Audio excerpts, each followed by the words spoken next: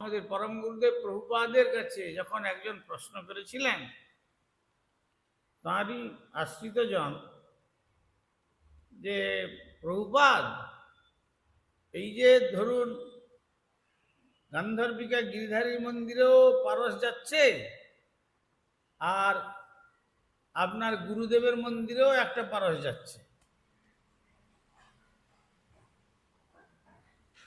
তো কোনটি ভগবানের ভোগ হলো?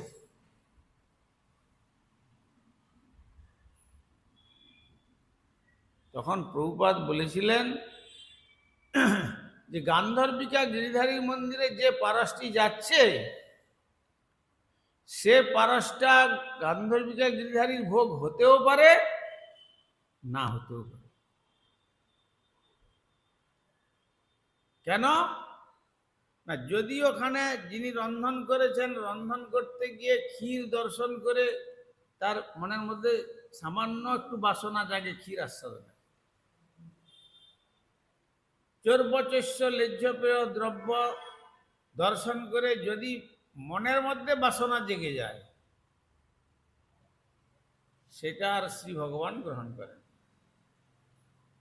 আর যেটি গুরুদেবের গৌরদাস বাবাজি মহারাজের মন্দিরে গেল,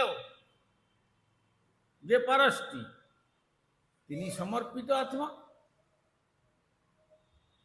অতএব তিনি তো তার ইষ্টদেবকে নিবেদন না করে ভোজন করবেন না,